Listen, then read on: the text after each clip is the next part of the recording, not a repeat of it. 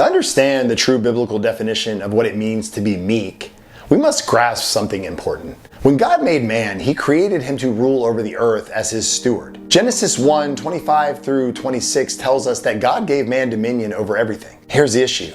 Man wanted more and gave in to the serpent's temptation of eating of the forbidden tree to be like God, knowing good and evil. What does this mean, to be like God, knowing good and evil? Simply, this seems to mean that man would be able to decide things for himself. In this, man made a grave mistake. The fall had begun. God made man, gave him dominion to be a faithful steward, and he tried to seize it for himself. As a consequence, man lost what he tried to steal, and also the dignity that God had given to him. Instead of bowing in meekness before his gracious master, as God's son should do, man arrogantly tried to take over the place of God. Instead of submitting to God's will, man decided he knew better and followed his own way. And this is the opposite of meek. The behavior of Adam and Eve was rooted in pride. And so it is with humanity. When we read the Bible, time and time again, we see that God had to teach people that pride always loses what it seeks to gain. When we look at Moses, we see an instance that gives us an idea of what meekness is not. Numbers 12:3 tells us that Moses was the meekest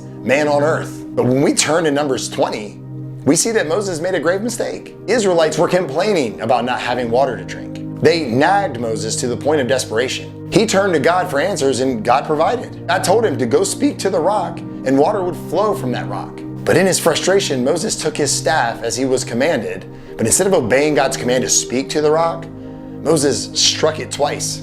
Of course, the water flowed as God said it would, but Moses had disobeyed God's command, and for that, a harsh punishment came down. Moses would not see the promised land. In that moment, Moses' meekness was replaced with pride, and he disobeyed the Lord and did things his way. And so it is with humanity. But Jesus was and is meek and humble at heart, according to Matthew 11:29. He submitted himself to the will of God and to the harsh experiences that were to fall on the suffering servant. Because of Jesus, we can now enjoy God's creation without being its prisoners. Since we will inherit the earth, we can now live as stewards of the earth, meekly submitting to the purpose of our Father in heaven as Jesus showed us how to do.